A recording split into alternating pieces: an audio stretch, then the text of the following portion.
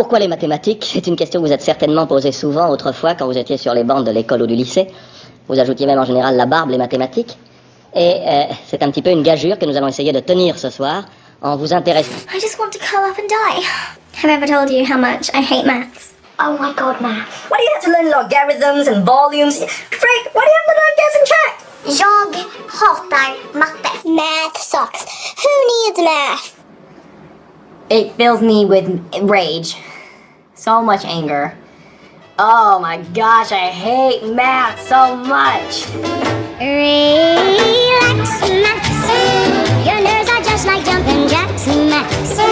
Your heart is thumping with a crazy sound. Hear it pound. Bumping, bumping, bumping, jumping up and down. Stay cool, cool. Just take it easy, that's the rule. The evening hasn't even started yet. So my pet, control yourself, don't get upset. So relax, Max. I hate to stop you in your tracks, Max. But first you gotta prove your love to me. When you do, I'll love you, love you, love you like you want me to. I don't think there's ever been a society which has a high percentage of people loving math. There are a few people who go on to become engineers later, who are like engineers, scientists, architects, whatever, and they probably have a love for math, or mathematicians, obviously. But I think in any society, and ours is no exception. No, that's not a word. Ours is no exception. Most people don't love math, and even though I'm good at math, I don't love math. So math is a cruel mistress. Bon, mathématiques, c'est ça, voilà. Ça, c'est quoi, ça? Un geek, ça. Oh, mais c'est impressionnant. Facebook, comment il s'appelle? Mark Zuckerberg. On voit bien dans le film que c'est un mec perturbé, enfin c'est un autiste quoi. Mais c'est trop pas un autiste, vous vous rendez pas compte? C'est juste que lui il s'en fout de l'argent. Facebook, etc. parce qu'il est hyper bon en maths. Mais bon, enfin on le voit, on se dit mais enfin t'as que ça à faire de ta vie, enfin tu vois. Just some guy in a room writing on a chalkboard furiously with all these equations. I don't know, I kind of think in cartoons. That's what happened to me too. I got the chalkboard too. The chalkboard is pretty universal. Yeah, I got like a tweed jacket and tweed jacket. a nice little bow tie and some large rimmed glasses. I think handkerchief too. 7, 10, 2,5, 13. Bref, les gens nuls en maths, ils sont toujours nuls en maths. Non, franchement, ça va. C'est une fatalité d'être nul en maths, tu peux pas rattraper. C'est la destinée d'être nul en maths. Moi, je trouve que tout le monde met trop tout le temps la pression sur les maths. Les parents ils disent ouais, il faut que tu fasses des maths et tout ça. Et du coup, les élèves, quand ils commencent à pas comprendre un truc, ils se disent qu'ils sont nuls en maths.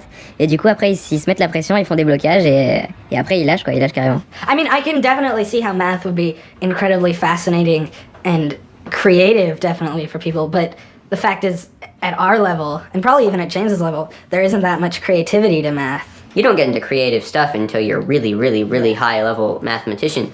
Whereas with English, you get into creative stuff in day one, write like a stupid story about your day. And that can be cool, that can be fun. Really, math for me right now, the things that I'm learning right now are just a means to get a grade, to get a GPA, to get it into college. I know it's a cynical view kind of, but just, I don't think that I'm going to actually use these things or apply them in real life.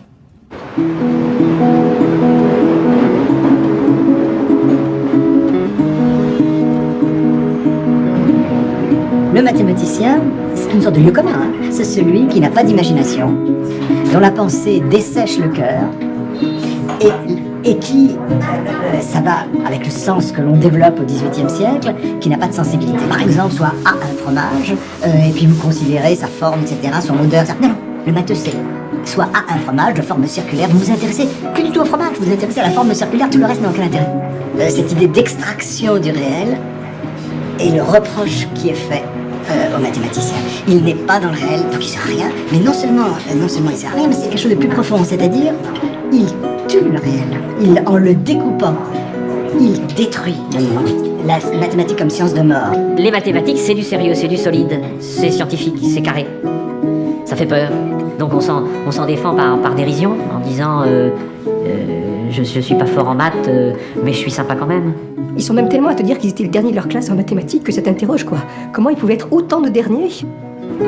Well, math is beauty and power. It's one of the very few things. It's very beautiful, it has an artistic side, but also it's very important because, to understand the world, you really need to have some basic understanding of mathematics. What happens if you type into Google? What happens, when you turn on your cell phone? what's the expected, waiting time for your flight to arrive? What's the probability that you get the upgrade on your flight? I think that this world is you really need to understand to estimate probabilities.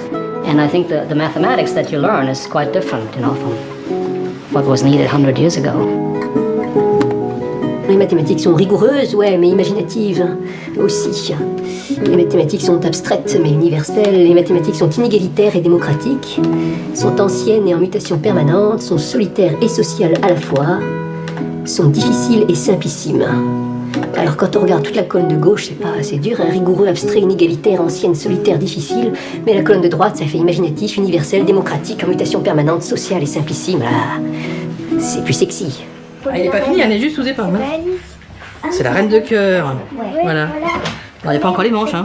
Moi, c'est ce que j'aime beaucoup dans la couture, c'est qu'il y a un côté créatif, un côté on crée des formes et on joue avec ces formes. Et en même temps, il y a plein de maths. Bon, je dis pas que je fais ça pour faire des maths, hein, mais il y a des questions qui se posent.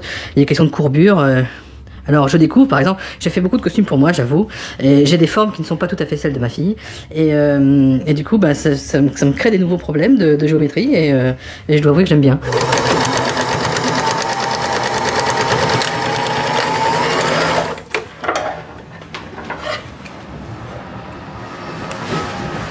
Quand j'étais petit, je m'étais surnommé moi-même Monsieur Math. Et j'étais assez arrogant en fait avec tout ça. Je faisais des graffitis dans les toilettes de ma maison. J'écrivais des équations de troisième degré, des choses comme ça. C'était des graffitis un peu étranges, mais enfin voilà. Et j'étais fasciné par ces équations que j'avais absolument pas résoudre. J'avais demandé à ma prof de m'aider. Et en fait, elle a jamais voulu. Mais elle m'a demandé de venir l'aider à faire du soutien à mes camarades. Et c'est là que je me suis rendu compte que oui, moi j'avais compris. Pour moi c'était presque trop simple. Il n'y avait pas de questions, il n'y avait rien à dire. C'était déjà là. Et visuellement déjà là. Mais eux ils comprenaient que dalle et ils voyaient vraiment pas les objets, ça ne leur parlait pas du tout et ils avaient pas d'analogie, pas de référence, rien quoi. Et du coup trouver des images qui permettent de expliquer, de montrer, de faire tourner, j'ai trouvé ça très dur, enfin j'y suis pas arrivé. Donc ça m'a un peu fait comprendre des choses dans la vie quoi. Et puis surtout ça m'a fait comprendre que c'était difficile et que quelque part l'enjeu du savoir, l'enjeu des maths aussi, c'est d'arriver à les transmettre et de les faire partager quoi.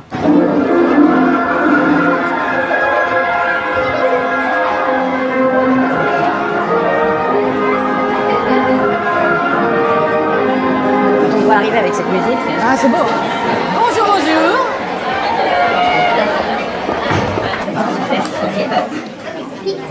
Comme ça. Alors, oui, un chapeau, ça se porte quand même en général. Il y a un axe, vous voyez, c'est une ellipse en fait. Revenons à nos moutons. Une ellipse. Il y a donc deux axes de symétrie, un grand axe, un petit axe. Et en général, la tête est faite de façon à ce que le grand axe soit dans cette direction-là. C'est vraiment important de comprendre qu'en fait, les mathématiques, pour moi, c'est pas du tout une vérité unique qui serait un objet idéal que tout le monde va trouver de la même façon et d'écrire de la même façon, mais pas du tout. Pour moi, il y a un sens pluriel et en plus, la façon de l'interpréter est personnelle à chacun. C'est-à-dire que, bon, 1 plus 1 fait 2, ok, mais en fait, la question est de savoir si, quand on dit 1 plus 1 égale 2, est-ce que l'important c'est le résultat? Est-ce que c'est l'addition? Est-ce que c'est le fait que c'était 1? Qu'est-ce qu'il faut que je fasse pour obtenir 2? Et donc, la difficulté, c'est de trouver les bonnes images, donc en proposer plusieurs en général, pour que chacun trouve son compte dans l'image qui va être proposée. Un sourire, une grimace, un sourire, et 0. Moi, je compte 0 personnellement, alors je recommence, ça fait 1 sourire, et on est revenu au point de départ. Si on le déplie, ça fait forcément 0, parce que si on le déplie... Vous voyez pas là? Il est là. C'est parce qu'en fait, ici, si vous continuez comme ça, il y en aura un autre. Oui, c'est ça. Mais donc on a la même chose là-haut, sauf que comme il y a un coin, il se voit pas. Mais non, mais en bas, il y est 2 fois. Il compte pour 1. Compte pour 1, pourquoi? Parce que ce qui compte, c'est pas forcément le coin, c'est si on fait... Enfin, faut remplacer les coins par des arrondis, quoi. Voilà, il faut essayer de rendre la courbe lisse. Donc on reprend. 1, 2... Je crois qu'on parle profondément de soi quand on fait des maths. Quand on parle d'un repère de racines, de complexes, d'imaginaire, de négatif, de division. Tout ça, c'est des mots qui vont renvoyer chacun à son histoire. D'accord, très bien. Avec plaisir. Au revoir. À vendredi. Alors, Grelot, t'es gentil, mais la salle d'attente, tu peux pas me la bousiller comme ça. Hop. Voilà des élèves qui sont intelligents, qui sont pétillants, qui comprennent tout au quart de tour, y compris ce qu'on aimerait bien qu'ils comprennent pas. Et puis tout d'un coup, ils font des maths et ils ont l'air complètement demeurés. Ils sont fatigués, vraiment c'est dur. Et puis ils arrêtent de faire des maths et tout d'un coup ils sont pleins d'énergie. Et je crois que c'est parce que les maths leur demandent une énergie folle. C'est Pénac, il écrit ça dans un de ses livres. Il écrit « J'ai passé 2 heures à ne pas faire mon devoir de maths ». Et ne pas faire des maths, c'est épuisant. Être occupé à ne pas faire des maths. Parce que c'est l'angoisse de « il faudrait que je m'y mette, je vais rien comprendre, je vais pas y arriver, qu'est-ce que c'est que ce truc, puis comment je vais faire, et puis l'interro ». C'est une telle angoisse que ça épuise. L'angoisse, c'est fatigant. Entrer dans les mathématiques, c'est risqué. Ça veut dire qu'on essaye de comprendre, qu'on peut se planter, qu'on va passer des heures à réfléchir sans y arriver pendant un moment. Il se passe quelque chose quand on se trompe. C'est un début d'idée, c'est un raisonnement, c'est l'aventure. C'est l'aventure mathématique. L'aventure, c'est ce qui advient. Tout le boulot, c'est de faire de ce qui advient quelque chose d'intéressant et de vivant et d'enrichissant. Que ce soit juste ou faux.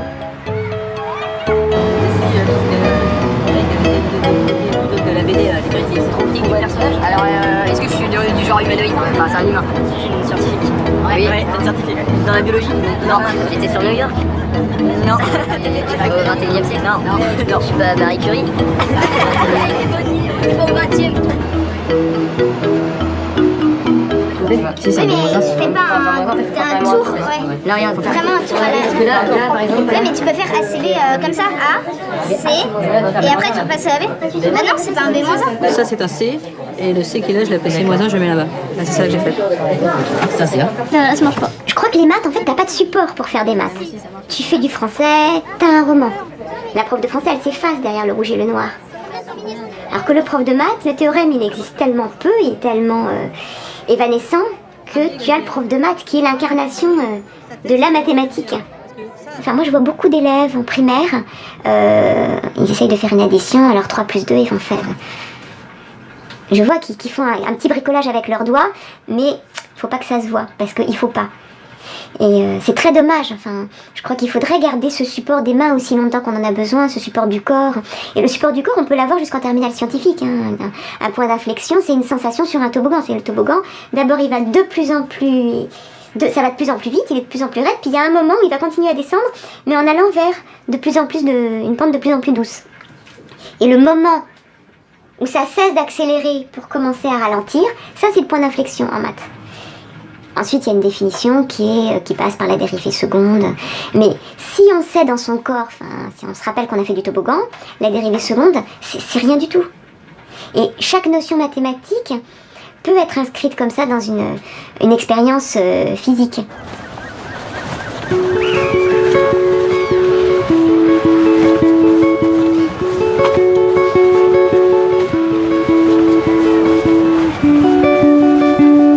Ça gaz? La beauté en mathématiques, pour moi, c'est des moments de plaisir, en fait. Des moments de plaisir où je me dis, ah, ça y est, j'ai compris. Là, maintenant, j'ai une façon de le dire. En fait, c'est surtout ça. C'est qu'en fait, on a toujours plus ou moins compris. Simplement, on a des chemins tellement longs, tellement tortueux, on a l'impression qu'on a souffert, on a rampé. C'est comme si on avait escaladé, en fait, par le mauvais côté d'une montagne et qu'on se retrouve, en fait, on était juste à 100 mètres de l'endroit où on était, quoi, au départ. C'est ce moment-là où tout d'un coup on voit le point de départ, on se dit mais regarde, il y avait un chemin tout droit. Et puis en fait maintenant je peux le dire, non seulement je peux le dire, mais je peux le transmettre, je peux le dire à des gens pour qu'ils le comprennent. Ça, c'est un moment que je trouve merveilleux. Pour moi c'est ça la beauté des maths, c'est le moment où tout d'un coup les mots qu'on utilise pour les dire, elles sont des mots naturels.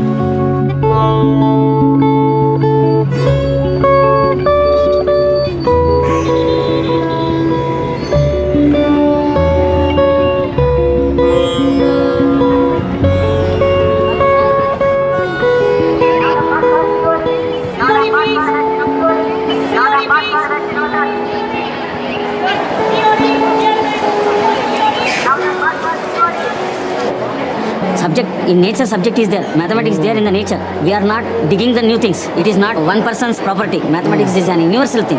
See, there is creativity is there. We are not using that creativity. That is our problem. We are having left brain and right brain. One of the brains is mathematical brain. By birth, we are mathematicians. Suppose if you ask a kid, give me 2 biscuits, means he will give only 2 biscuits. Why he is not giving 3 biscuits? He is a natural mathematician. We are not nurturing him properly. This is what? An I. This is plus sign. Yeah. This is minus sign. This is multiplication. This is equal to. This is not equal to. This is less than, greater than. The same similar thing is coming here in geometry, bisecting the line. This is minus is line segment. We can So there is connection between algebraic and geometry. What is the answer? Yes, 9. What is the answer? 9. What is the answer? 9. What is the answer? 9. What is the answer? 9. Why you are telling all the same answer? I don't know. Why? I'm changing the digits. You're telling the same answer. Yes. Why? I have to, why? I don't know. Tell You me. started the thinking now. That thinking process is required in the child. That is the mathematical thinking.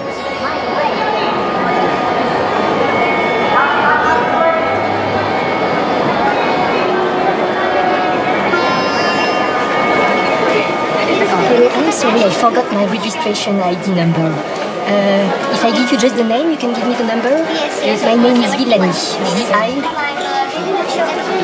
Just give me a moment, alright? Okay, sure.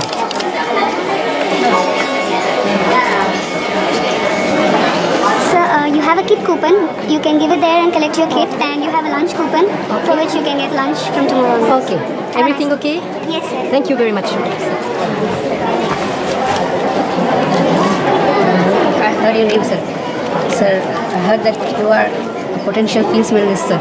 Sorry? You are a potential fields medalist, I heard, sir. Some people say so. Sir, I heard your name. Okay.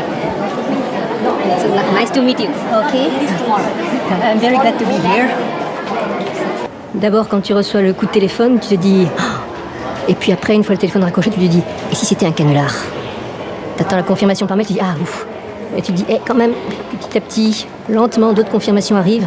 Et puis, t'as le droit de rien dire. Quand les gens parlent de médaille Fields, tu fais l'innocent. Ah bon, qu'est-ce que tu crois? Les gens te souhaitent bonne chance. Tu dis, ouais, merci. Et tu peux rien dire.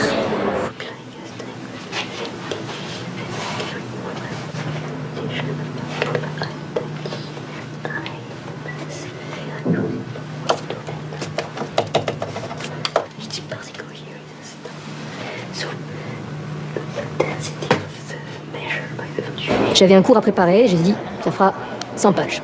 Bon. Puis au fur et à mesure que je rédige le cours, je vois que dans les différentes sources, c'est pas bien traité, il faut que je refasse ça. Ça aussi, il faut que je réécrive. Et là, c'est pas bien fait dans les articles, je vais le refaire. Et petit à petit, tu te retrouves à faire tout. Et c'est le livre qui décide pour toi, hein, t'as pas le choix. Tant que le chapitre il est pas bien comme il faut, il y a une petite voix dans ta tête qui dit non, il faut que tu t'y remettes. Alors tu continues, non, c'est toujours pas bon. Et puis au bout d'années, de jours et de nuits de travail, ça y est, arrive un moment où tu dis, ça arrive, ça y est. J'ai bossé sur ce truc-là. Certaines fois du matin au soir. Tiens, la fois où il a fallu le relire en entier pour la première fois, tu vois, pour vérifier la cohérence des notations, l'enchaînement. J'ai profité de vacances. Ma famille est partie en vacances, je suis restée à la maison. Je suis allée au marché. J'ai acheté un bon paquet de légumes. J'ai fait une grande marmite de soupe. Ça a été ma nourriture pendant une semaine. À part le pain, évidemment. Le pain, c'est vital. Mais et du matin au soir, je lisais. Le matin, en me levant, je lisais, je corrigeais, jusqu'au soir en me couchant. Comme ça pendant une semaine. C'est le genre de truc qu'il faut pour mener à bien le truc.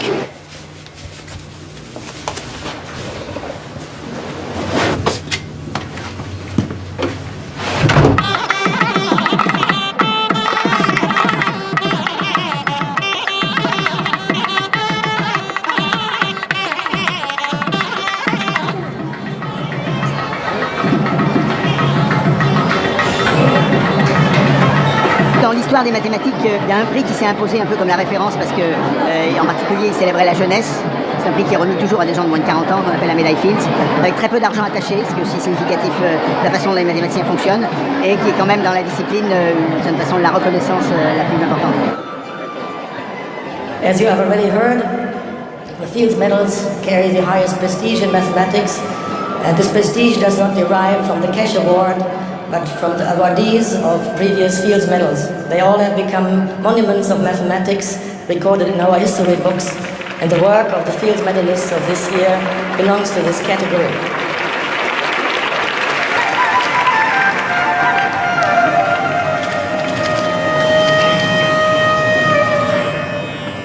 In alphabetic order, Elon Lindenstrauss of Hebrew University, Jerusalem, Israel, for his results on measure rigidity in ergodic theory and their implications to number theory. The second is Ngo Baochang from the University of Paris, also France, for his proof of the fundamental lemma in the theory of automorphic forms through the introduction of new algebro-geometric methods. Stanislav Smirnov at the Université de Genève in Switzerland for the proof of conformal invariance of percolation and the planar Ising model in statistical physics. And the last but not least Fields medalist is Cedric Villani for his proofs of nonlinear Landau damping and convergence to equilibrium for the Boltzmann equation.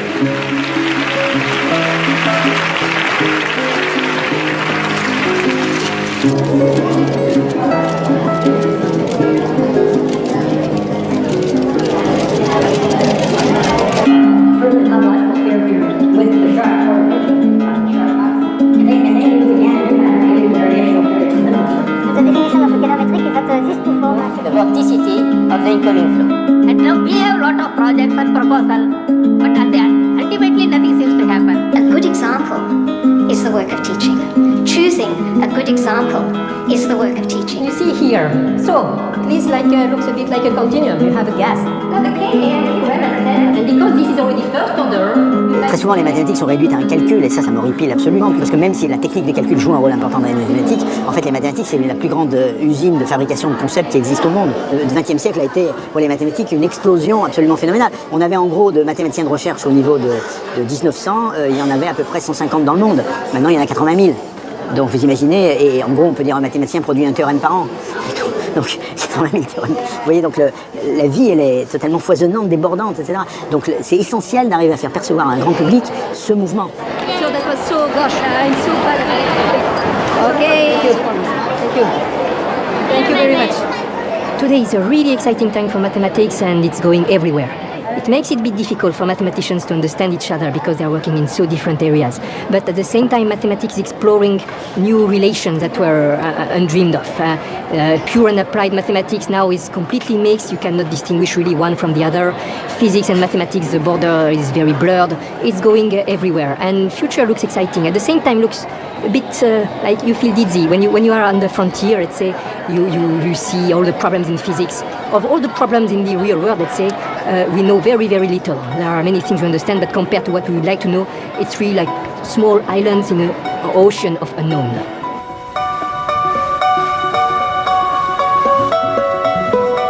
The world's whole economic engine now is increasingly based on mathematics and science.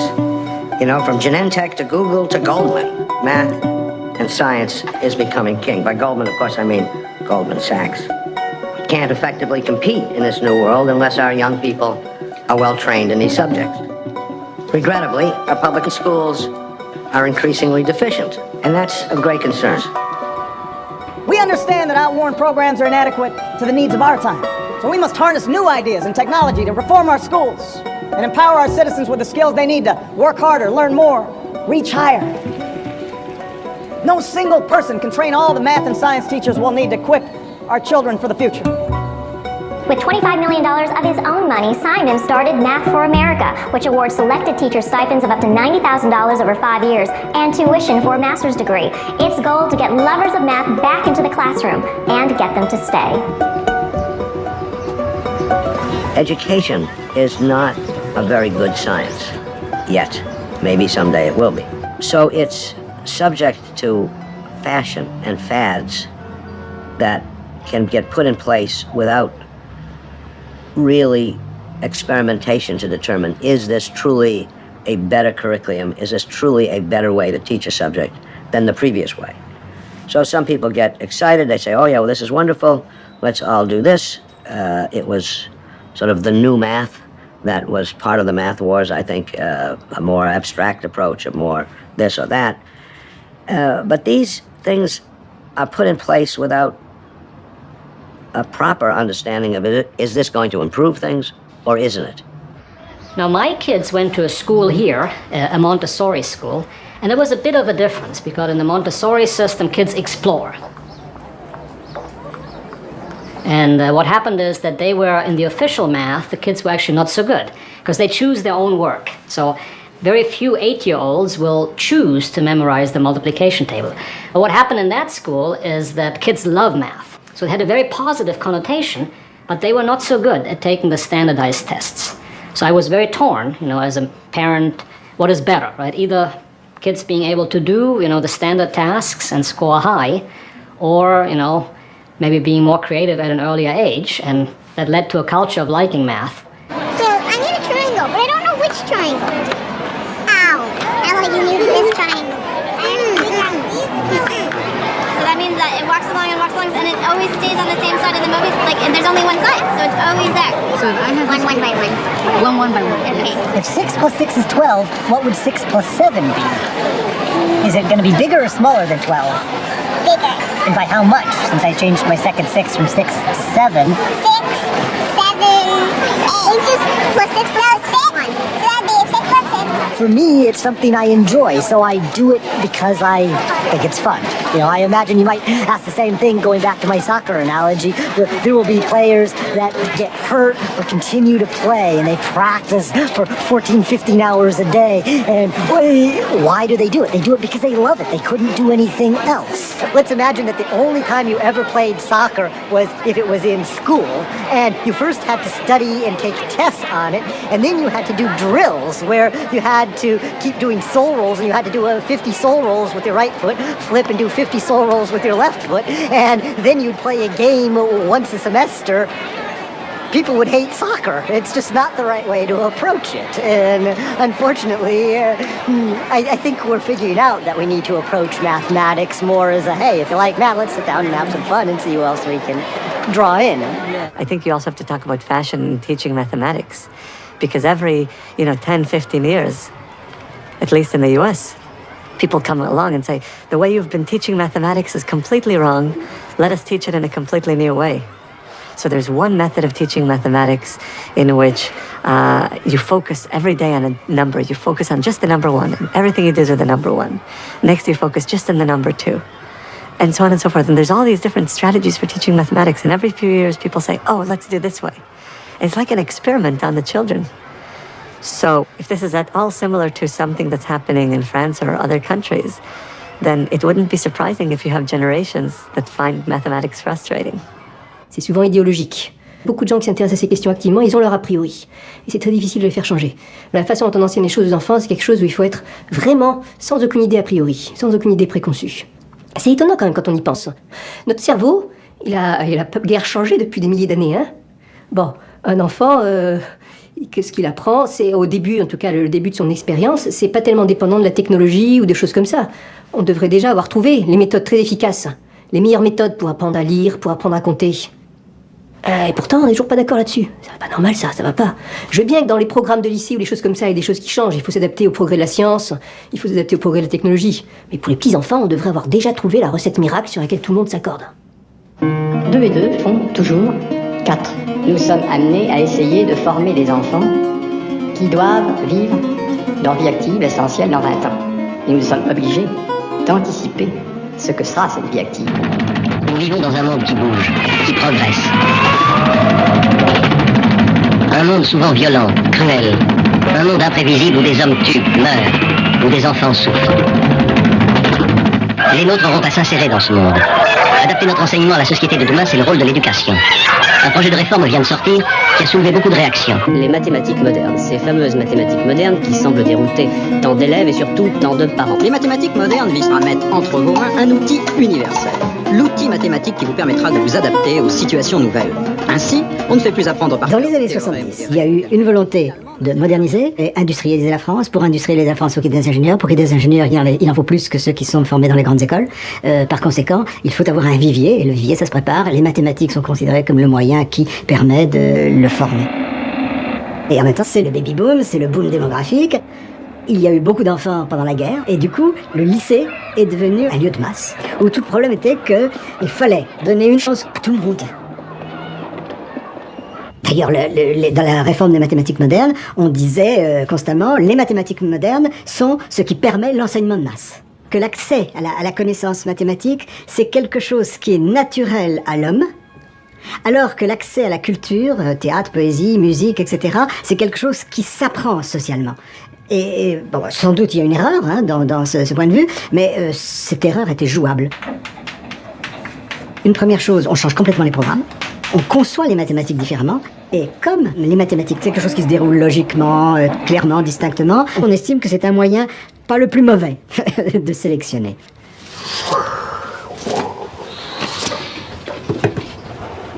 Pour les programmes, on s'est inspiré des travaux de mathématiciens de première classe qui avaient marqué leur époque.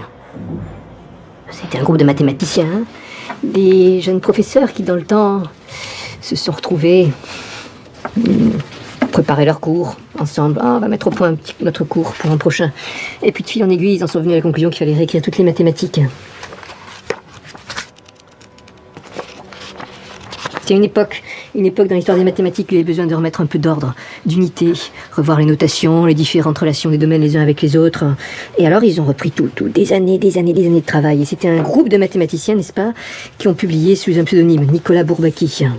Ça part de France, mais en quelques années, disons, ça devient un phénomène universel. Je me souviens de phénomènes du genre, il y avait des réunions sur les maths modernes, la modern math, en Asie du Sud-Est. Il y a eu au Brésil, et bien entendu New Math en Angleterre et aux États-Unis. Bien sûr que c'était des mathématiques nouvelles, mais moderne compte énormément, qui veut dire les maths véritablement de notre temps. La réforme des mathématiques modernes trouve en mai 68 une certaine exigence de liberté dans les classes pour les gens qui ont eu aussi l'impression qu'ils étaient libérés de tout un tas de contraintes, y compris des contraintes concernant l'autorité. Se débarrasser d'une culture qui donne des carcans, qui empêche d'être libre, qui ne donne pas à celui qui la reçoit la possibilité d'être lui-même véritablement.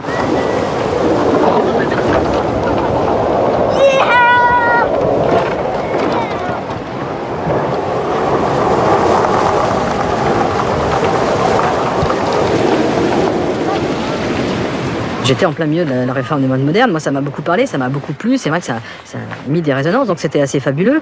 Quelque part, ça a créé une génération aussi de mathématiciens qui avaient un background indéniable et qui avaient une certaine solidité. Bon, c'est vrai.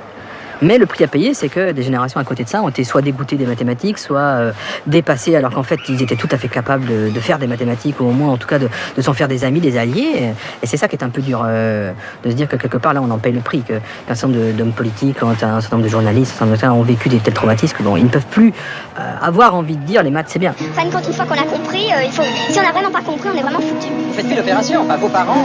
Oui, on arrive même plus à les faire d'ailleurs. Chez moi, oui, des opérations avec des virgules, des chiffres, des divisions comme ça. Je suis incapable de faire pratiquement un problème de quatrième. Le gros problème aussi, c'est le langage mathématique. Parce qu'aller donc comprendre les mots mathématiques, c'est vraiment compliqué. Alors là, on atteint un niveau d'abstraction en mathématiques qui est à mon avis, qui est funériste. J'ai lu il y a pas longtemps justement la nouvelle définition de la droite affine. Enfin, vraiment, ça n'a aucun sens. On apprend ça bêtement parce qu'on nous demande de le réciter. On le récite bêtement. On sait très bien ce que ça veut dire, seulement on nous demanderait d'expliquer certains mots et on comprend absolument pas. Les parents aussi doivent retourner à l'école, mais cette fois-ci pour ne pas perdre la face. Il faut bien l'avouer, 95% des parents restent pantois devant les cahiers et les livres de leurs enfants. Des feutres et des trombones. Les enfants à la maternelle commencent à ne plus quelque part avoir le droit de compter simplement sur leurs doigts, mais doivent d'abord identifier des points communs entre 3, c'est pas le nombre 3, c'est là j'ai 3 chaussures, là j'ai 3 pantalons, là j'ai 3 verres, là j'ai 3 crayons. Et qu'est-ce qu'il y a de commun entre ces objets? Ah, c'est le nombre 3, on va l'appeler 3. Mais sauf qu'évidemment, les gamins savent avant ce que c'est que 3. De même, on ne fait pas un dessin en traçant un train dans une droite parce que c'est trop corrompu quelque part par l'essence. Et donc il faut le définir de façon abstraite, etc. Avec dans l'idée que l'aboutissement de cette réforme, ça sera que quand on a vraiment tout compris, on aura le droit de faire un dessin. Quand on aura tout compris, on pourra s'en remettre au sensible. Mais seulement à ce moment-là. Et en plus, on n'a pas formé les enseignants pour ça. Et exactement à un moment où un nombre considérable des enseignants du collège, parce qu'on n'en avait pas formé assez, étaient des gens qui étaient des instituteurs reconvertis. Donc pour qui n'avaient même pas de formation universitaire. Alors qui étaient généralement des très bons pédagogues, mais sans aucun soubassement de connaissances scientifiques. Et alors c'est exactement à eux qu'on a filé le job d'enseigner ces maths à un niveau d'abstraction auquel ils n'avaient absolument jamais été confrontés. Donc ils l'ont pris forcément de la façon la plus formelle pour essayer de se raccrocher aux branches, puisqu'ils n'avaient aucune compréhension Donc en personnelle. gros, les élèves ne pouvaient pas comprendre puisque les profs ne comprenaient pas. Exactement. Il y a un gros changement de méthode pédagogique. Oui, un très gros changement, et pour moi, qui suis un ancien professeur, ça a été l'occasion de me rajeunir et de redécouvrir le métier. Comment réagit-il en général à de telles expériences? Alors là, maintenant, les leçons de mathématiques lui plaisent beaucoup, au contraire, il les attend, et il ne se fatigue pas pendant ces leçons de mathématiques. Pour lui, c'est un jeu. Et alors, c'est amusant quand on regarde les manuels là, de ces mathématiques modernes. La part de l'explication devenait longue, de plus en plus longue, donc il y avait une sorte d'apprentissage à faire, du bien parler, même s'il s'agissait d'un parler mathématique. Et ça n'avait pas été prévu.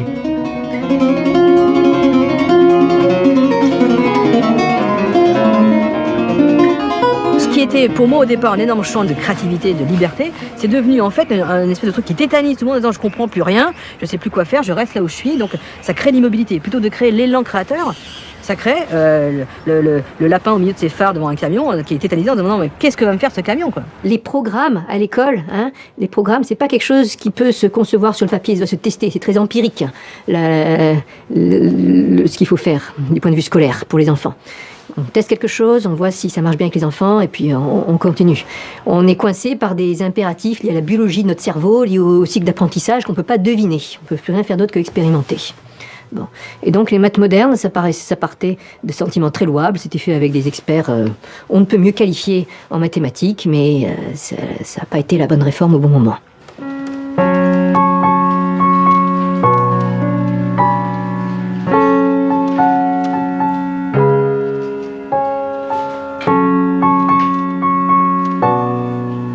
De nos jours, beaucoup utilisent bourbakiste comme une sorte d'injure, une injure gentille en même temps. Oh, t'es abstrait, toi, on dirait un bourbakiste. À un moment, il y avait une réaction un peu dure contre Bourbaki. Maintenant, je pense qu'il y a un consensus que Bourbaki, c'est une partie extrêmement importante de l'histoire des mathématiques. On ne peut pas la renier, ni l'idolâtrer, ni la renier. C'était fondamental quand même. Il y avait l'idée que derrière de vouloir partager et de donner le plus de savoir possible à un maximum de gens. Mais la tournure que prennent les programmes de maths, c'est en fait s'écarter des maths, en les rendant finalement très, très durs, très sévères, trop abstraits et entièrement basés sur des objets qui seraient indépendants des êtres humains, quoi. C'est la problématique sur Félix,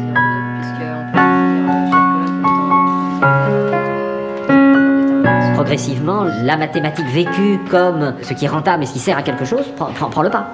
Et évidemment, la filière scientifique est en train de manger toutes les autres séries. Ce qui est terrible, c'est qu'aujourd'hui, les mathématiques servent à sélectionner, alors que beaucoup d'élèves ne resteront pas scientifiques. La filière scientifique est réputée comme la filière la plus prestigieuse, à l'issue de laquelle les portes sont les plus ouvertes. Donc, faute de choisir, on reste dans la filière scientifique, y compris pour accéder en Hippocagne.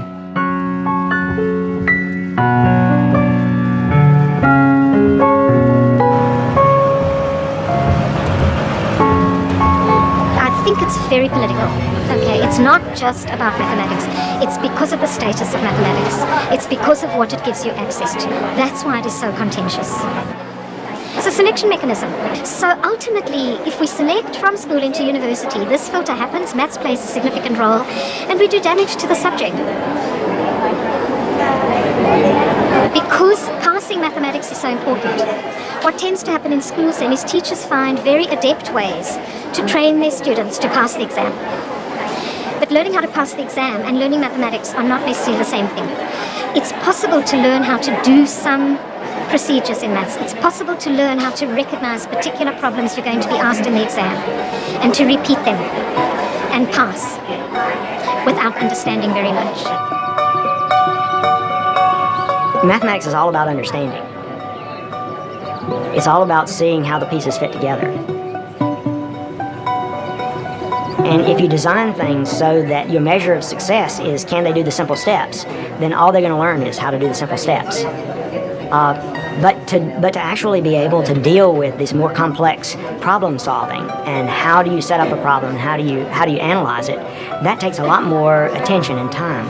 And we in the US haven't invested enough time in that. We don't invest enough in teaching people to think. But teaching people to think is the hardest thing, but it's the most important thing.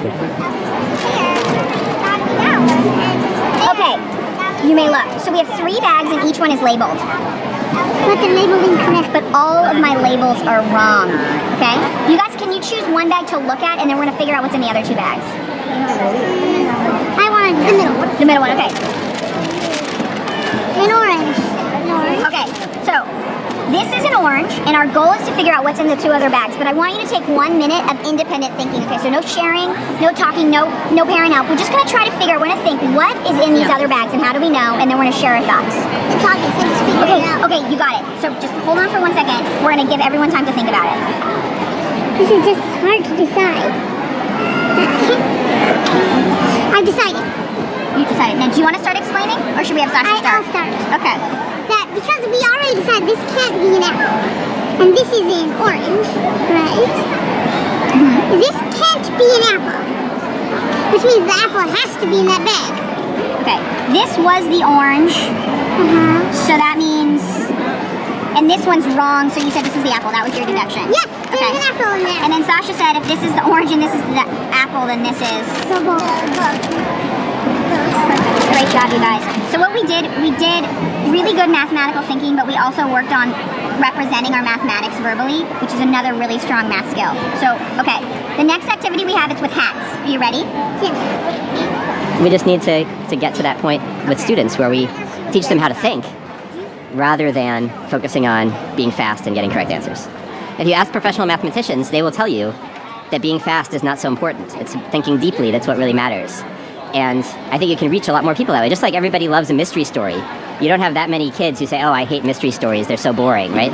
So that's what you need to make math. You need to make math a mystery so that kids can enjoy it.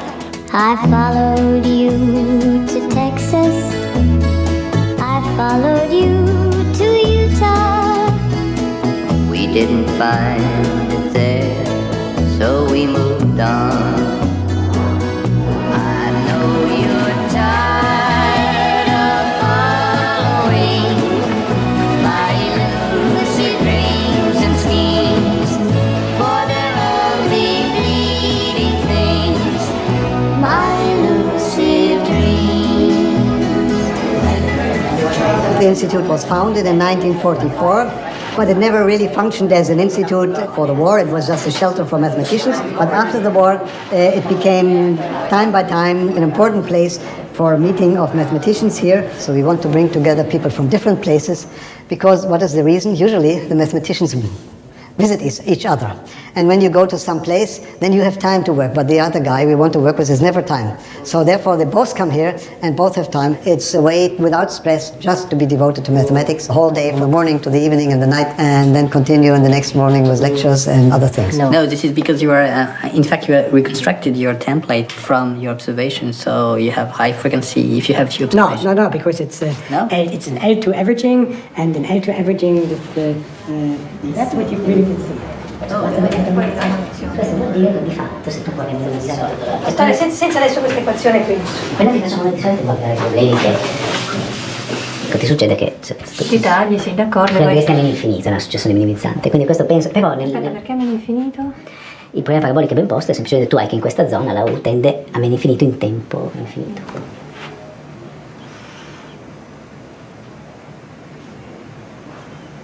Per esempio, se parti da questo caso proprio, beh, questo sia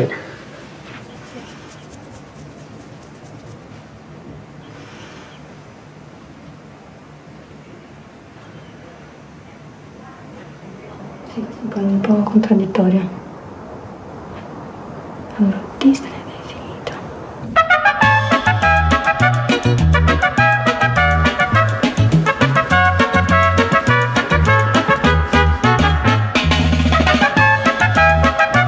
Usually the people who know each other sit together, and we want to prevent this by distributing names on these areas. This is the idea, to mix people up, in particular young and old ones, and known and non-known to each other. Each mathematician in the whole week should speak with other. It's not given for me that it's always so, but mostly. But there's a mathematical problem about this. They discussed this. You have to ask our director. You have a number of mathematicians, say 50, and you have maybe a number of tables, say 10, and each table has k places, and you distribute that way. How do you find a solution that everybody can sit exactly one time at the same table with his friend? And this is what's called the Oberwolfach problem. This is a serious mathematical combinatorial problem. It was solved, and if you go to the webpage, just Google Oberwolfach problem, and you find tens or hundreds of pages concerning this kind of problem.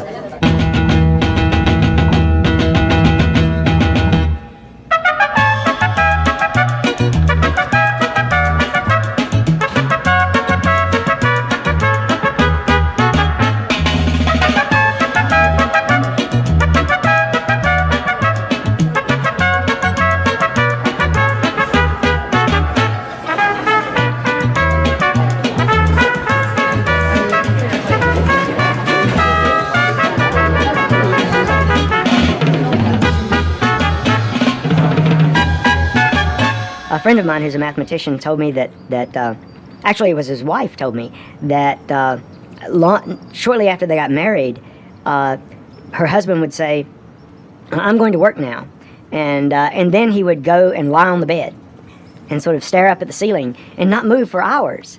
And he would be very upset when he got disturbed because he was working. And she said, it took me a long time to realize that he was working the hardest when he was not moving, when he was just lying there and thinking. So, to really think about new things and really answer the hungers and really be creative, it takes space and time.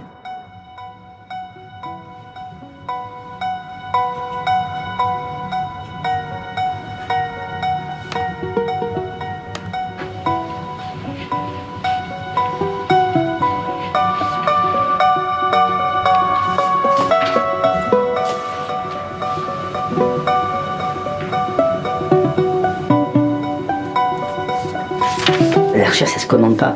Il faut absolument profiter des compétences, des personnalités et de l'initiative des gens. Il y a des gens qui ont brusquement la vision qu'il y a quelque chose à faire. Et puis la première fois qu'ils me le racontent, non, ça marche pas, sinon tu te trompes. Et puis ils reviennent, et puis non, ça marche pas. Et puis la troisième fois, ah, mince, mais oui, mais il fallait pas me le dire comme ça. Les gens ne comprennent pas ce que sont les phénomènes de création, parce que c'est de la création. Et les artistes fonctionnent autrement, leur moteur c'est autre chose, c'est l'exploration de l'inconnu. Trouver le bon problème, c'est un travail énorme. Évidemment, il y a des tas de problèmes qu'on peut trouver mais qui sont sans intérêt. Trouver quelle est la bonne question qu'on va se poser, c'est une très grosse partie du boulot. Et puis le chemin est très important. Et d'ailleurs, il n'y a pas unicité du chemin. Des fois, quelqu'un trouve un raccourci vraiment, vraiment simple, tel que c'est pas un exercice mais pas très loin. Et ben, c'est beaucoup moins important. Même si la preuve est beaucoup plus simple, la preuve compliquée, elle est beaucoup plus profonde et riche. One of the best results I got in mathematics was trying to solve a certain problem. I could not solve it. But in the course of that, I made an observation about something else that was true. It wasn't that what I was trying to prove was wrong. I just couldn't get it together. But in the course of that, I discovered something else. So we're always making mistakes or changing direction in response to better understanding of what's going on. Le résultat mathématique est important, souvent. Mais la preuve, c'est au moins aussi important, très souvent. La façon dont on arrive au résultat.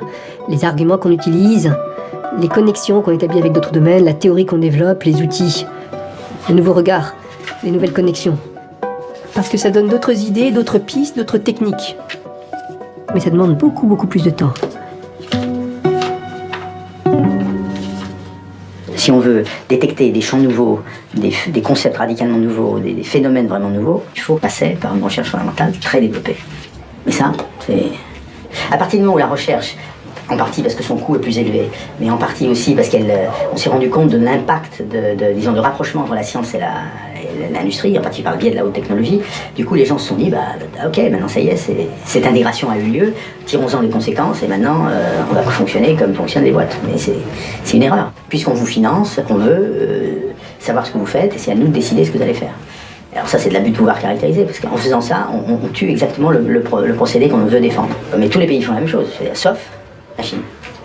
Contre-exemple total. Les Chinois ont compris qu'ils ne pourraient atteindre les niveaux de performance de développement du pays que s'ils développent massivement la recherche fondamentale. Parce qu'ils savent qu'ils vont manquer de manœuvre dans 25 ou 30 ans, que donc du coup, il faut qu'ils aient des produits à haute valeur ajoutée pour pouvoir simplement faire que le pays survive.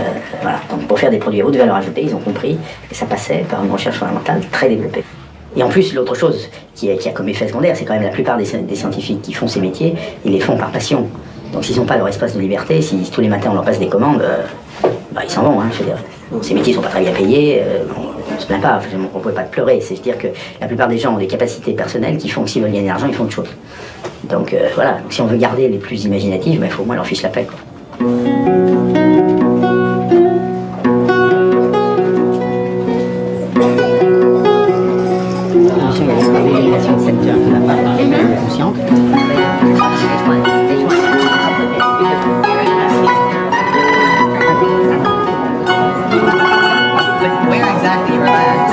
These things you can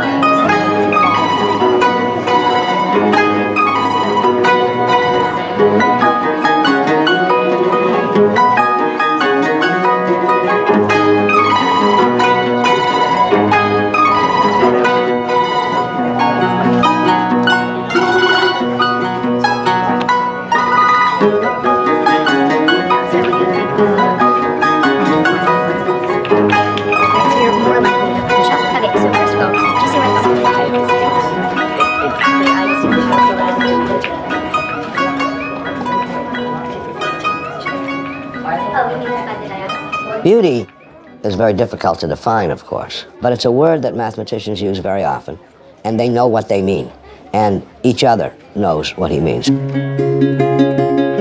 I remember talking to a very young man. I was 18 and he was 19, and we were on a street corner at night, and I ran into him. He already had a reputation as being a very brilliant student, and I guess he knew who I was, and we started to talk, and he asked me what I was learning, and I said, well, I was just studying Galois theory based on the work of the famous French mathematician. And he stood back and he said, oh, isn't it beautiful? And it was, and I knew immediately what he meant, and I was only, say, 18 years old.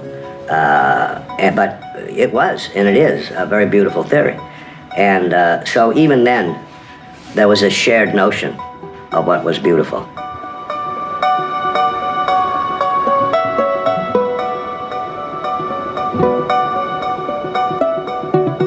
It's a sculpture called The Eightfold Way. You know, it's inspired by a vision that is seen in geometry, in algebra, and in topology. There's an area in which they all intersect, where they really come together in one of the most beautiful ways anybody's ever seen. But in that perfect rendition, you can't see it, because humans can't see in those dimensions. So what he decided to do was try to come up with a way to bring as much of that beauty into 3 dimensions as you could. Like, you see these lines on the surface coming together in triples, just like these lines come together in triples. And if you trace around one of these things in the line, you know, every time you come to a corner and you count, you go around one of them, you'll see there's 7 of them, just like there's 7 of them that go around here, right? So each one of these pieces has 7 sides, and each of the pieces come together in 3s, and it just repeats all over the surface this way, just like it repeats all over the surface here.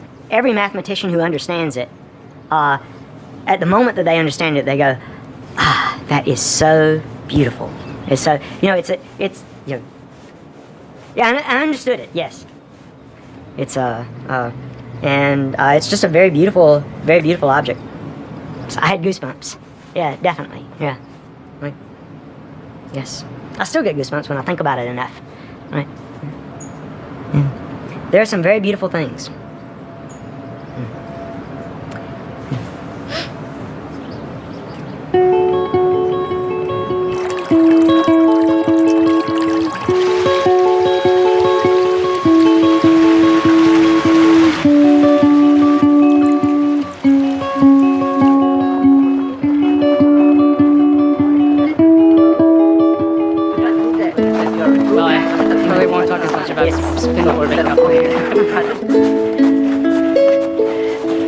Les mathématiciens, ça marche bien avec la musique et ça marche bien avec la montagne.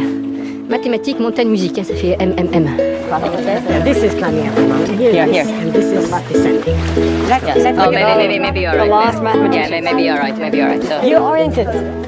If we should this or this way, I don't know. Gosh, I have, even for a mathematician, my sense of orientation is so bad. Alain, t'as un bon sens d'orientation, toi? No. I did my PhD on minimal geodesics, you know, this is the... I don't think it's a minimal that's a prop. Oh, he changed his mind. Okay. As you said, we are exploring surfaces and so on in this workshop, so it's a question of dignity that we can find our way back in this landscape.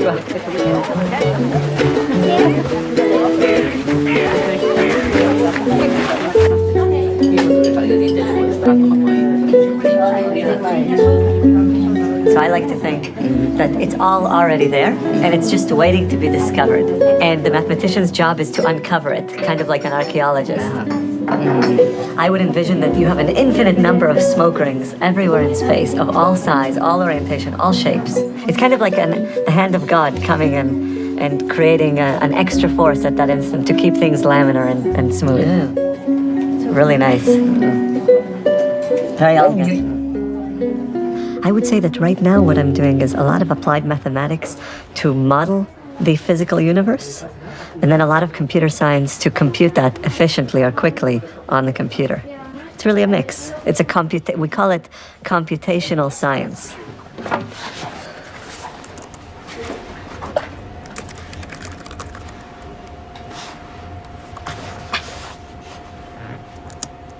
Okay, so this is a simulation, and basically you have honey falling on a moving belt. So this is a belt, it's moving, and the honey is falling. And now I slow down the belt. And as I slow down the belt, the honey starts to make a zigzag. And if I slow down the belt more, it makes a new pattern. Okay? And if I slow down the belt more, eventually it starts to make figure eights, right? And after that, it starts to coil always in the same direction. Pedro says, why don't we do the same sort of studies, but instead of for thick, viscous liquid, let us do it now for falling spaghetti. Now, why is falling spaghetti important? Well, I have some slides for that too. Okay. So this is one of the big ships that goes in the ocean and lays down telephone cable or internet cable. Of course, if the cable falls too quickly, it starts to make this zigzag shape. And if the cable falls down even faster, or if the ship is moving too slowly, it starts to make the coiling and it can get tangled. But if the ship moves too quickly, the cable can get too tight. And that can be dangerous if there's any earthquake or any motion later, it breaks. So, but it's hard to see this cable. It can be many kilometers below, so they can send robots or this or that. But if you have a model for what's happening, for how this spaghetti is falling, you can have an idea for how fast the cable should fall. So the way we build our models is we ask what are the important geometrical properties that describe the physics.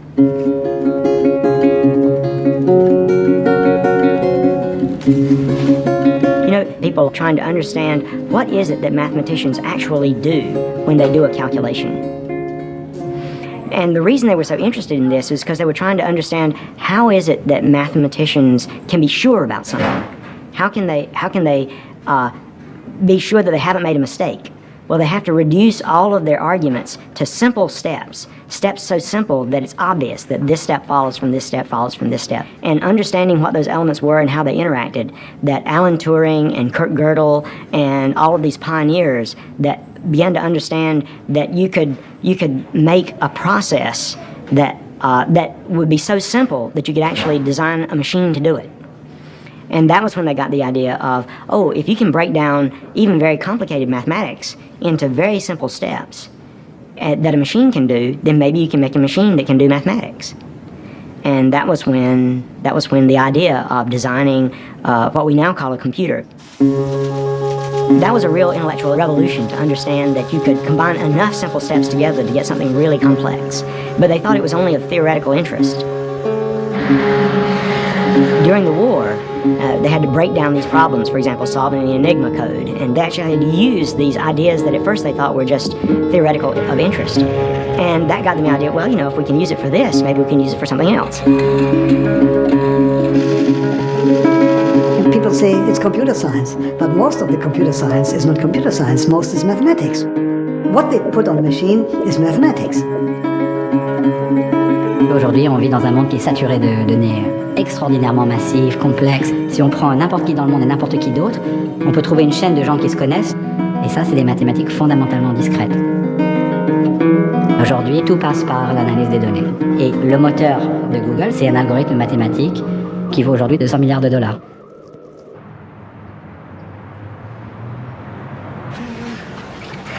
Here's Rocco. We can get him. His office is nicer than mine. Let's embrace dramatically. I'm great.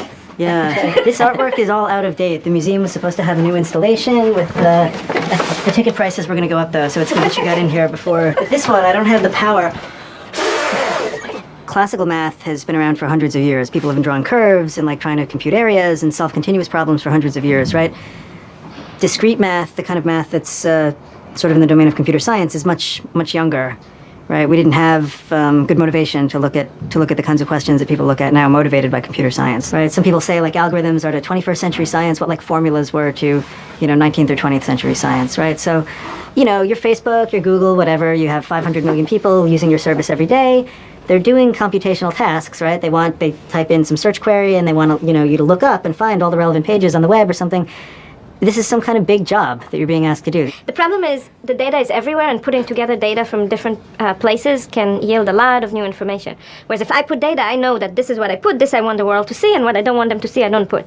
But somehow if somebody else puts some other data that's related to it, people can put it together and learn a lot of information about it. You also just inadvertently you leak so much information. You shop on the internet, you visit websites. Yeah. Google has the history of all your searches ever. It's fascinating, but there are issues, legal and societal, and it's all related. In my research, it's all related, but I'm really not an expert on any of these other aspects, which are many and are complicated, we really stick to the math part of it.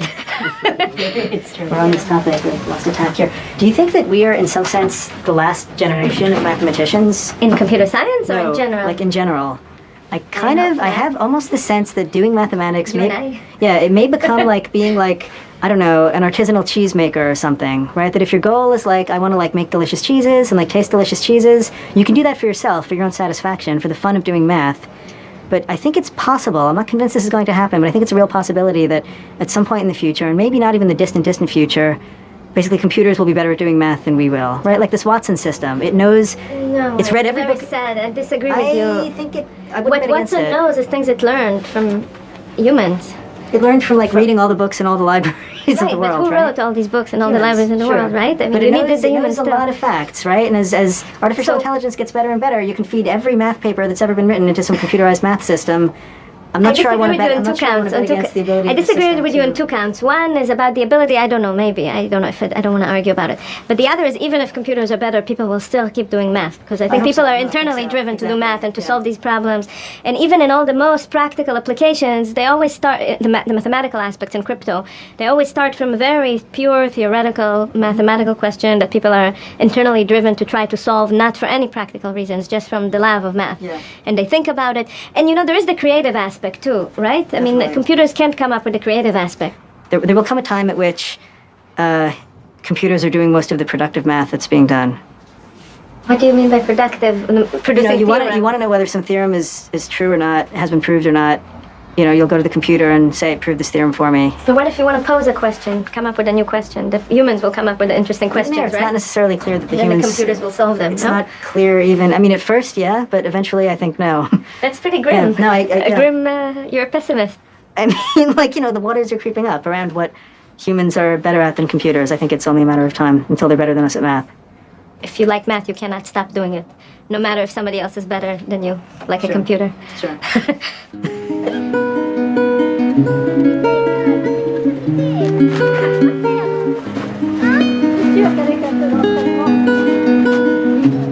These great surfaces. I want to. I don't think it's going to be too hard, but I may not know all the obstructions. He is in danger. Olivier, assure Alexis, sinon il va se casser quelque chose. You can speed it up later, right? You speed it up later.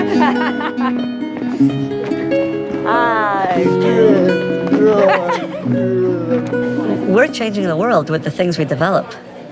Actually, for those of us that are interested in the mathematics but are also doing applications, there's always a conflict because as we are studying the mathematics, it's so beautiful and there's always more questions to ask and it's always more interesting in this direction or that direction. But when you're keeping applications in mind, sometimes you have to draw the line and say, okay, we understand enough. Let's put this to practice. Let's put this to use.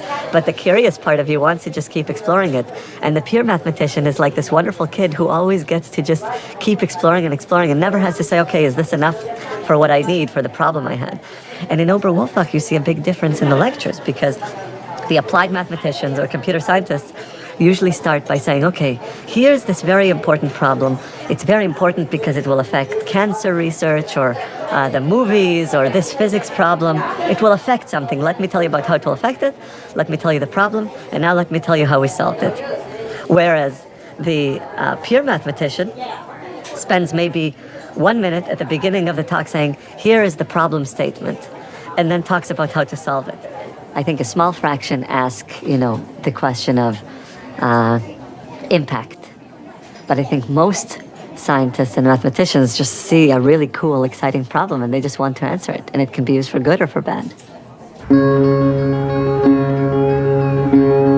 A lot of people are going to lose their jobs. This crisis demonstrates to beyond safeguard our doubt financial system. The American dream, and it really is a sad day. After the collapse of Bear Stearns, Lehman's filing is the biggest corporate bankruptcy filing in history. Walls came tumbling down on Wall Street Monday as two financial giants, Merrill Lynch and Lehman Brothers, buckled under the real estate and credit crises. Reporters in New York, police have set up barricades, and there's nearly 100 reporters and cameramen all camped out here, waiting for some type of answer on this wounded financial giant. Providing the best loan possible to your customers was not always the bank's main goal.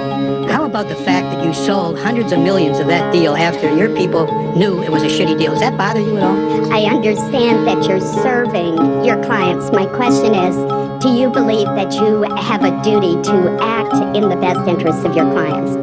Just take a look, Exhibit 166. Again, Sandra, I will repeat, we have a duty to serve our clients by showing prices on transactions that they ask us to show prices for. There's apparently some confusion or some difference.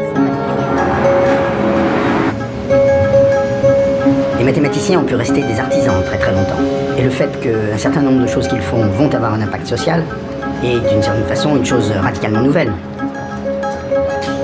Certains mathématiciens ne se posaient pas le problème de la responsabilité scientifique parce qu'ils avaient l'impression qu'ils étaient un peu dans un monde décalé. Ils n'avaient pas le problème qui s'est posé aux gens qui devaient savoir s'ils rentraient dans le projet Manhattan ou pas, c'est-à-dire s'ils participaient à la construction de la bombe atomique ou pas. Et brusquement, il y a eu un secteur entier des mathématiques, qui était, lui, au cœur de l'activité économique, et d'une activité économique qui était, disons, un impact massif à l'échelle mondiale, qui était les maths financières.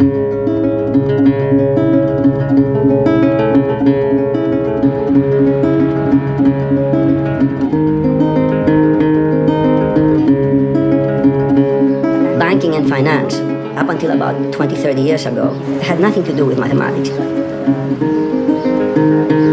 The bankers were people who came out of business schools. It was a class of people that came from wealthy families or from privilege, if you wish. But they were not quantitatively inclined. They were people who had rapport with each other. They went to lunch. But it was that kind of a client relationship. And that all changed in 1971, I think in the summer. The United States was going through an inflationary period due to the Vietnam War, and unilaterally the Nixon administration decided to pull out of the Bretton Woods agreements. We must protect the position of the American dollar as a pillar of monetary stability around the world.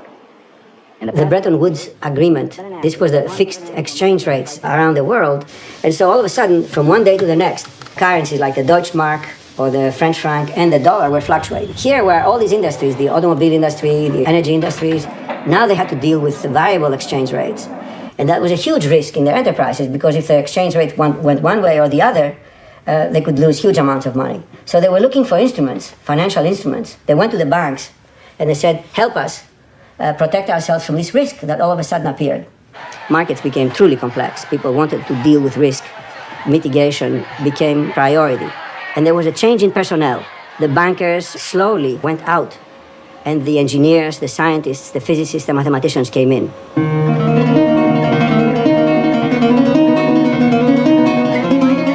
Le niveau de sophistication des mathématiques utilisées a brusquement changé. On se trouve dans la situation où, comme il y a des produits chimiques, il y a des produits mathématiques. C'est-à-dire qu'il y a un certain nombre d'offres qui vont être faites par les banques, de nouveaux produits, de nouvelles façons de concevoir, disons, le financement d'opérations ou l'intéressement de gens qui vont mettre de l'argent sur des schémas qui n'existaient absolument pas avant. Et donc c'est vraiment des produits nouveaux. Et ces produits sont des produits dont l'existence même est conditionnée par le développement de mathématiques nouvelles. And when I understood mathematically how the securitization system worked, I was very impressed. I thought this was a wonderful idea. It was a brilliant idea, how to distribute risk. People who could never afford to have a house, through this lowering of the criteria for getting a mortgage, they could get a mortgage. They could get a house. It was the American dream, if you wish. It was really the American dream. And I thought, yes, I thought this was... I did not see the risk immediately until about 2004. It's then when I realized when it really got out of scale, and that was going out of control, and that nobody was paying attention to the massive risk that was building up. For the young people, it was a game. It was they were all the things that they have learned, how to use math and so on. All of a sudden, they were being very valuable. They were getting a bonus at the end of the year. There was an inconsistency. There was no real checking. Everybody was aware that this model was not good, but it was so simple to compute with. This is exactly what I was saying before. The idea that they were making decisions not on first principles, not on what for plausibility reasons, because something really there was data that backed this up, but people wanted to produce result. We were used as mathematicians in order to say, well, the mathematicians say, to provide some cover for the decision making. But everybody was accepting it. There was a party going on. The banks were making money. Nobody wanted to stop the dancing. The elasticity of the scientific investigation, the doubts, the questioning, the skepticism, all this process that has been dominating science for 300 years got compressed And so the checks and balances disappeared. And that's what there was an inflation of expectations that the mathematics was going to be very successful. And of course, mathematics, the moment you misuse it, it pays you back. Tous les modèles pratiquement que ces banques utilisent sont des modèles qui s'appuient sur l'aléatoire. Or l'aléatoire, on le construit à partir de données statistiques pour essayer de caler les paramètres. La plupart de ces banques, comme elles étaient dans une concurrence absolument effrénée les unes avec les autres, ne partageaient aucune information. Alors que, sur le plan scientifique, il était indispensable de disposer d'un champ extrêmement large de données. Et ces données globales étaient totalement indisponibles puisque chacun, très jalousement, gardait pour lui tout ce qu'il avait.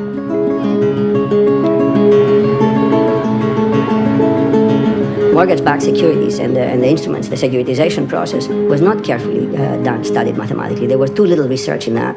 What I can say with confidence today is that there wasn't enough mathematics.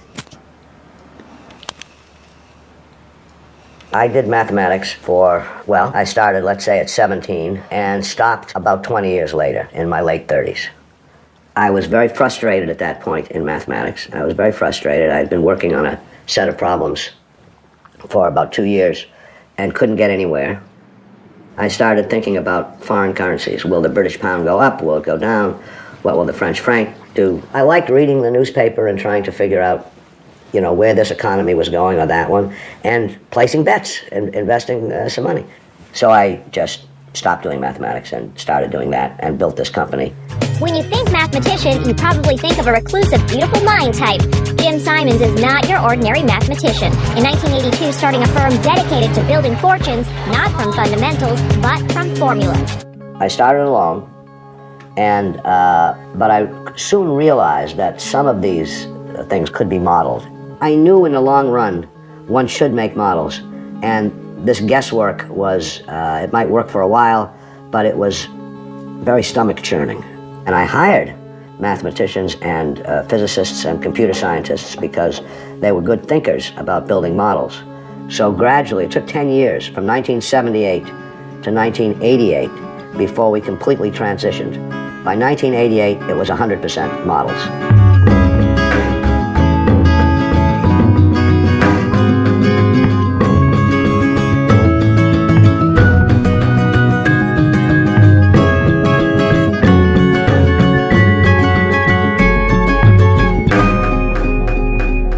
Since 2005, 2006, markets have fundamentally changed.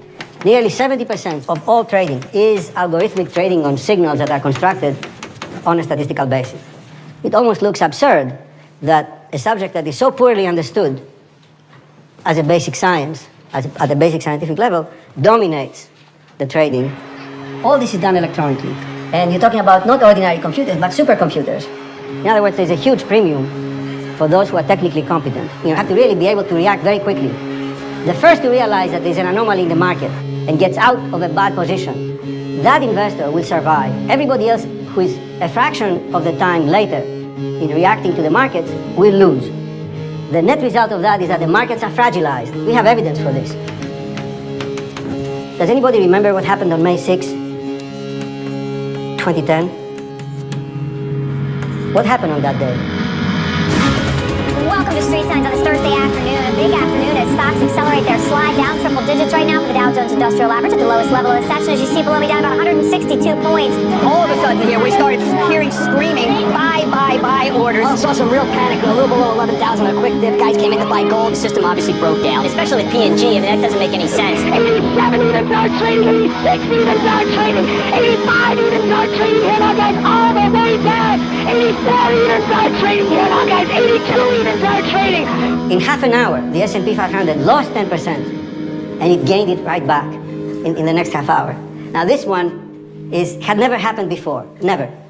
Now, if that doesn't scare the ordinary person, then anybody who believes that markets are a good thing should think again about this. Of course, we don't know the reason for the flash crash. The flash crash lasted 7 minutes, maybe 7 minutes. And even through that, after 7 minutes, there was enough action came back, enough people came back, and the whole thing was reversed. And that was the end of that. In my opinion, the system worked beautifully. So I think High-speed trading is great. It creates tremendous amount of volume. It's brought down the spreads. What's wrong with this selling point? What's wrong with this selling point is that whoever is selling you this argument is not telling you that it's nevertheless a bet. And the bet is at a deeper level of risk. And it's very difficult mathematically to come up with sensitive signals that will tell you that something is happening. Mathematically, it's a challenge. It's a kind of challenge that you might say is you put your mathematical intelligence behind such a thing, you're creating instabilities. Is that a morally wrong thing to do?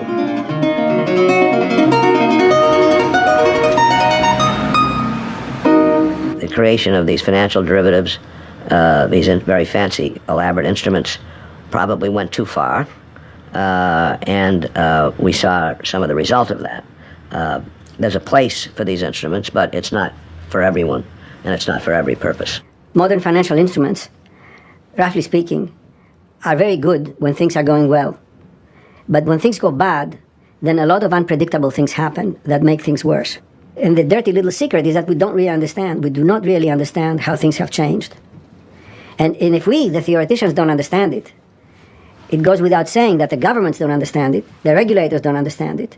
And that's what we are seeing right now. We're seeing the first sovereign default crisis in Europe, which is the first one since these modern credit derivatives.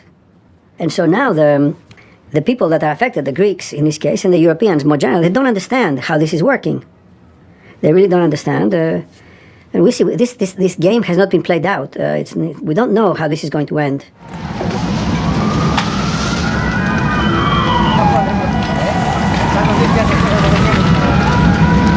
Yes, I went in December. It was bad. Greece is bad. Don't go filming in Greece. Yes, it's a serious crisis. I hope everything will work out, but it's a serious crisis. The daily life had changed. People's daily life was affected. It was not abstract. And so people were reacting in a very, they're reacting in ways that are unpredictable, emotional, impulsive, not logical, but of course, I know colleagues in the universities. I know I have some family, my sister. Yes, I know people who are suffering. At the personal level, what's going on is unbelievable. At the personal level. At the macroeconomic level, I can talk to you all you want without any emotion at all. Okay, we go. We have to go.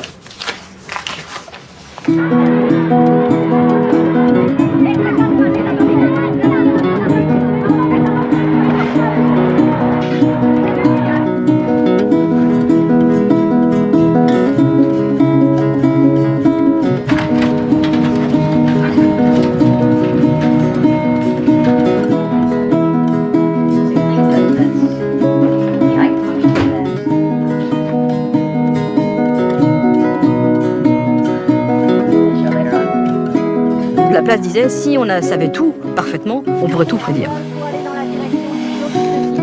Mais quelque part, le fait qu'on ait envie d'analyser la nature par ses formes et par ses nombres et d'en tirer des conséquences ou voire même des prédictions sur le destin, ça remonte à l'Antiquité et à la nature quelque part de l'homme.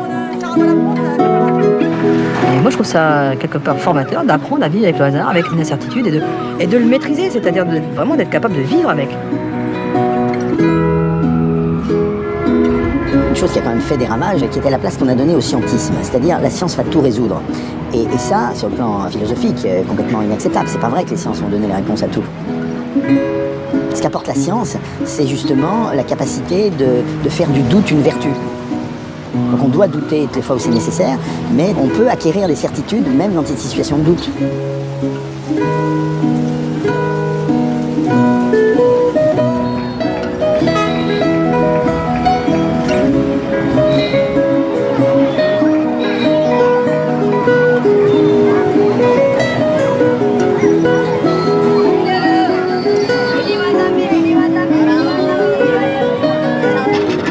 Don't believe any authority.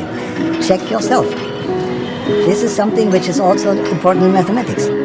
You cannot just use a result. You should be careful and check yourself. So at this point, thinking, use your own brain and not just repeating and learning formulas, but using your own brain to develop your own ideas and use it always.